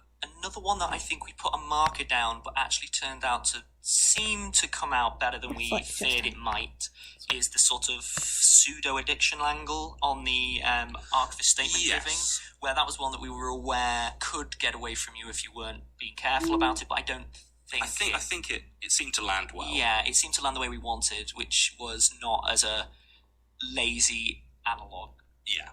I mean, as a whole, because season 3 was very dynamic, very going out there, like taking action. We wanted season 4 to be much more emotion focused, for the plot and the emotional arcs to be much more one and the same. I agree. I think for what it's worth, there are more, but then we're just going to start listing episodes and reasons we had to be careful. Oh, well, if we with every relationship that got any play in the series, which is all of them. You know what? Here's one little extra bonus one which made me chuckle. Ooh, a bonus. Is, again, I don't actually engage in the fan base that much anymore, just due to time constraints, if nothing else. But hearing that people were getting a bit antsy with Basira for being a bit sort of steamrollery and things. Oh, yeah. But the fact that Basira's the one who was right all season. For a given value of right. Like, I mean, this is not a season where there is anyone who is right. Archivist did end the world. Okay, and if Basira had just given him a harder time, he might not have done. If by a harder time you mean, like just a complete But I'm really looking at stone here. cold murdering. But if she could have, who's to say? But no, like this is the thing. Like, there are no simple answers. There are no this person was right and should have just done this. That was the point of the season. On to a non-story one this time. This one is from quote loads of people. Quote loads. Okay. As in that's an actual number, not bracing myself. How much do you keep up with social media to see what fans are saying about Magnus, or does Anil keep tabs on all of us Panopticon style and alert you when something significant comes up? I can answer for me, I can't answer for Johnny. Sure. Very much the latter for me. I want someone to keep up with. It's like a personalised stuff Google for alert me, from Anil. It's Panopticon like, style. listen, everyone does worry that you are anti-Martin. Is that a thing that we're going to need to discuss? But I haven't really had much chance to dive into anything. It's largely because people were like, Johnny, you're writing lots of horrible things happening to our beloved Martin. And I'm like, yes, it's a horror show. And they're like, why do you hate Martin? I'm like, actually, it's mostly Alex. And so it's my fault. I have 100% outsourced fan discontent onto you. That's all good. Because you're more insulated from it. I mean, ultimately, yeah. Because if anyone threatens me, I can just make Martin sadder. It's pretty true. That power. On release day, I will keep half an eye on the Reddit or the Tumblr, and the Tumblr. I used to be the Discord. I still sometimes do, but it goes very fast, and Discord I generally goes don't have so a chance fast. to actually properly engage with it. I cannot. So immediately after an episode drops, I'll generally be trying to get a sense for how it's gone down and sense for what the reaction is. But I do rely on Anil to let me know if there's any problems or anything that's come up on social media that is like, oh, I should probably address that. See, I feel like I've started to get a bit of a reputation as Gandalf the Grey, where I only tend to turn up in the Discord now if something's going wrong, as in like technically wrong, and I need to make sure it's releasing properly. So I mostly turn up with bad news and then leave.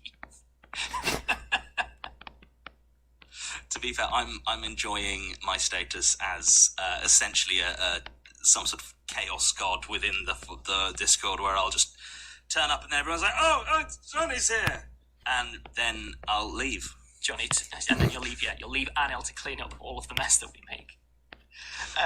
Okay, cool. I'm going to jump back onto a cast one. One I've sort of answered already. Actually, it's from Erin. How have your feelings on Martin as a character changed since season 1? I can summarise this one really quickly. Yep. Much like a certain type of smelly cheese, Martin needed an aging and maturing process in order to reach his full flavourful potential. At the start, he was very, very fluffy. That's a way to just put it. there as a nice little foil. As things progressed, it was, oh, there's a person underneath the foil. Oh, they're wonderful. Oh, they're not wonderful. They're problematic. By season 4, end of season 4, I'm fine with Martin now. He's matured nicely. He is ready to be spread over a delicious cracker and eaten. For me, it's less a cheese metaphor and more. In season 1, Martin was a fluffy character to unleash some worms on. Pretty much. And since then, he's very much deep. And we always had the overall plan for his arc, but planning an arc and getting a sense of how that arc progresses are two very different things. This is from Gio. In previous seasons, it has appeared that the only people who have had supernatural encounters have been the ones giving statements to the Magnus Institute. But in Season 4, we've heard about the Archivist getting statements from essentially random people on the street. Approximately what percentage of people in the Magnus-verse have had an encounter with one of the entities? Well, I mean, they're random people on the street, but they're random people on the street who have had encounters with the entities. It's not the case that everyone who's had an encounter with the entities has gone to the Magnus Institute. I mean, I haven't really thought about it, but if I was going to just guess a number, I'd say maybe 5 to 10% of the people in the Magnus world who have had an encounter with the entities have ended up reporting it to the Magnus Institute or one of the other organisations. And running the numbers in my head on the fly, in order for this universe to make any sense, the percentage of the general population that has been exposed to the genuinely supernatural must be less than about 1%. I'd say probably everyone has brushed up against them. Really? Just in the sense of, like, I mean, everyone has that thing that they're like, is there someone? No. Okay, fine. Then it must be less than 1% of maybe, the maybe like 10 to 15% have had, like, a spook. A spook. What you might think of as just, like, a slightly ghostly encounter that is not significant enough to delve into. Didn't really go anywhere. Yeah, and maybe 0.1% have had a legitimate, like, it's a small enough number that it's not, that they're not going to speak up to anyone who's not like, hey, tell me your story. Alex, narratologist here. I recommend anyone interested in that reading up on the technique of writing known as the masquerade. It's a trope or a conceit, the idea being there's the world behind the world, but there's quite a lot of writing on how many people within your world are allowed to see behind that curtain before your world breaks. Yeah. I'm not going to go into it here, it's a whole field of study, but it's interesting, I'd recommend it. On to another writing question. Yep. This one's from Amber. Which would you each consider more important? Resolving all the mysteries you created or giving compelling arcs to all the characters you created? Do you ever find there is a difficulty in balancing those two things in the story? Arcs and yes. I would agree, for the simple reason that for a character arc, if you've left the character arc unfinished, you are wrong. Yes. Like, Thank you. You've done a bad story. Thank you. If you leave a mystery Oh, unanswered, bless. as long as it is a type of mystery that is allowed to be unanswered. Yeah. In some way, it's not quite the dichotomy that it might be presented as, Yeah. because if you know the answer to the mystery when you start the mystery, then not answering it is less of a danger. As long as it stays consistent, like you don't change your answer halfway through writing and not tell anyone, which happens more than you might the think. danger is the urge to change the mystery to better support character arcs, or to change character arcs to better support the mystery. Really dangerous. That's where and that's where the balancing act is.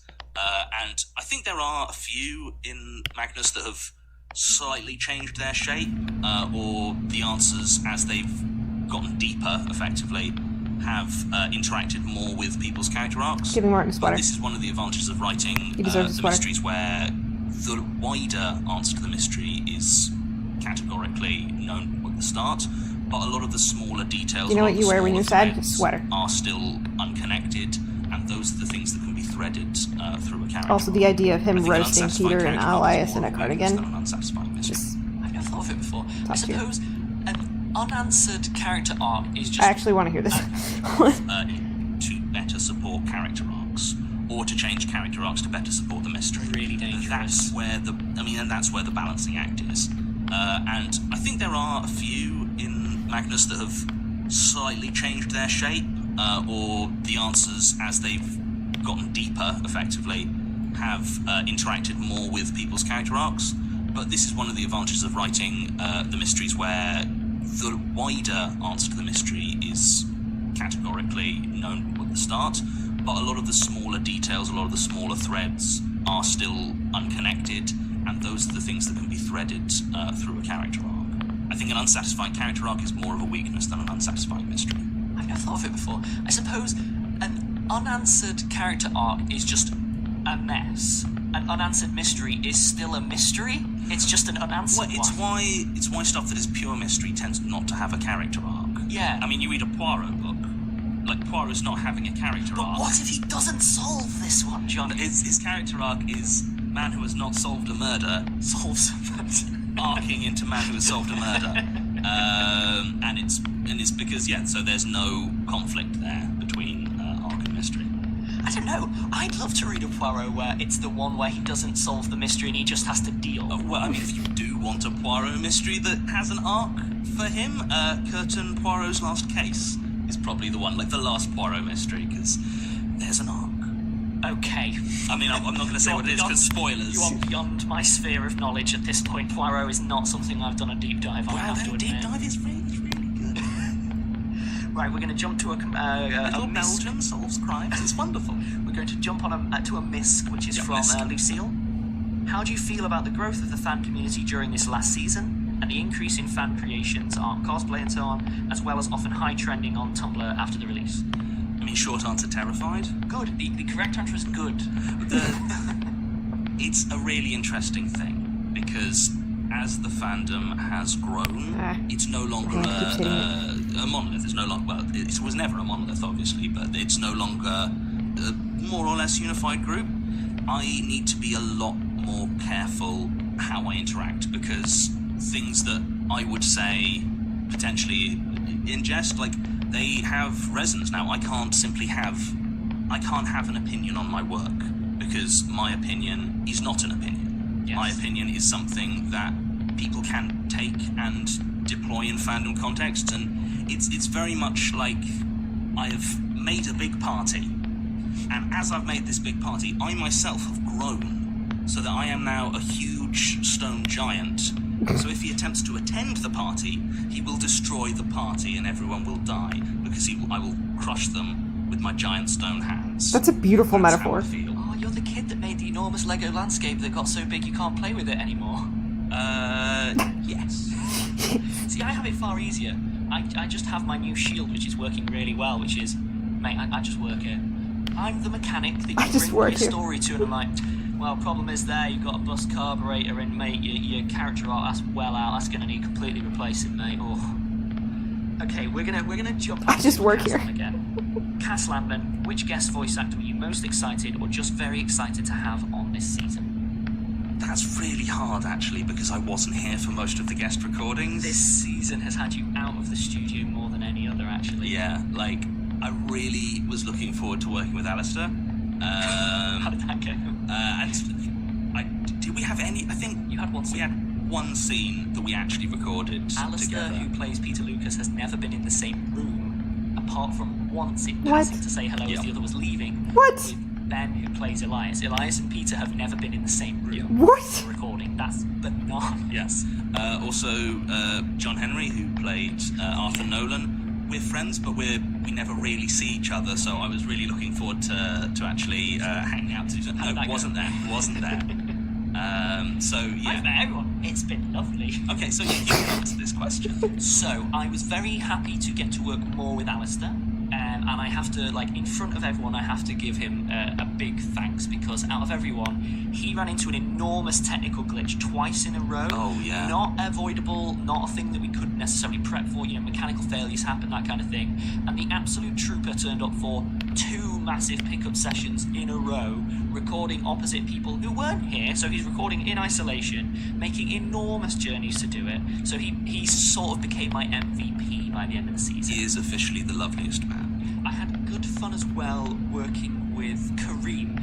Oh, Just yeah. because he had the most fun. Where a lot of the direction consisted of, are we thinking more, I want to kill everyone in the room, or are we thinking more like, here are some cookies? I actually met Kareem for the first time last night. Who did he play? And, he's lovely. I was also really glad to get Fran and Ian, that's Trevor and Julia, back in the studio. Oh yes, I was there with them. That's fun. I always enjoy recording with them. Because not many people know as well, Ian originally started as an editor for us. He was editing with Rusty Quill for like a year, and then suddenly went, also, I'm a professional performer. And I'm, well, buried the lead. So yeah, it was good getting them back into the studio. That was good fun. But honestly, this season's kind of been a little bit of a candy store, where I can say that now. At the time, it meant all casting was a nightmare. Okay.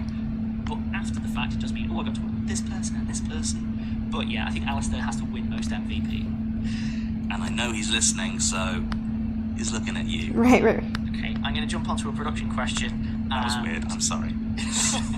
This is one's from Planets and Magic, and I should have seen this one coming. I gotta I'm spell going to my read this in keyboard. the tone I believe it was intended. Alex, how's it been directing this season? That's a question that's literally, but it's definitely meant as a how you doing? I can probably answer it for you, actually, if you'd like. Go for it. Directing's been fine. Directing's actually been quite fun. I've got to work with a lot of good people. The editing and production has been bad. Yeah, it's been a bit hellish this year. There were a couple of issues we had to do with sort of delayed casting and things like that, which meant that we had a lot of very short turnarounds. Stuff happens. Also, there This is too small. What was that? There was something that was happening in September that was. There was like a massive problem. I remember. Someone was getting married. That was not a problem. That was factored in. That was the only thing. That was actually fine. That was, yes, I got married. I got married during this season, which was fine. That all went swimmingly. It was lovely. But We got very damp in Wales. it was What? a very, very complicated season this year.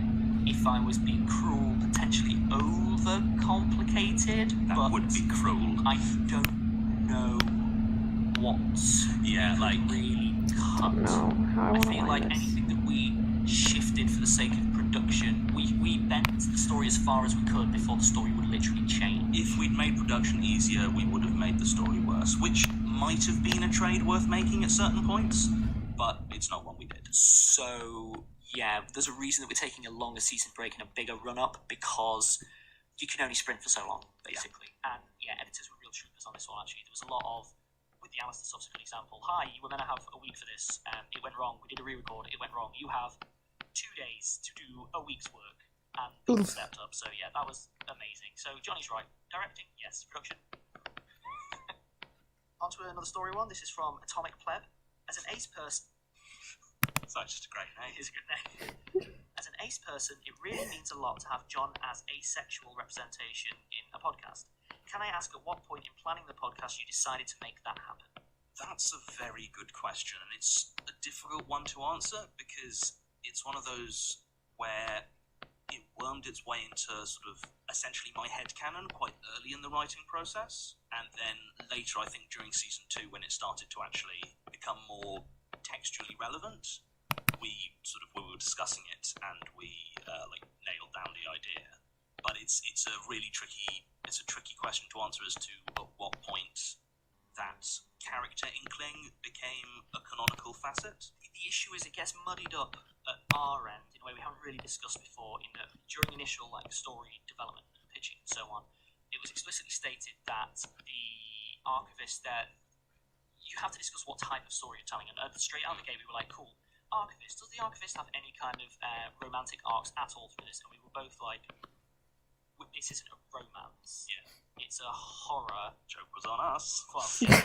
But what that did is that muddied the waters a bit. So genuinely, yeah, headcanon pretty much from the outset. But it sounds silly. The thing is, I didn't expect it to be a thing. The thing is, I remember a conversation at some point during season 1 where we were sort of discussing what we thought the various characters' sexualities were. Yeah. And it was like, oh yeah, no, I think John's ace, and Alex was like, yeah, no, that sounds right.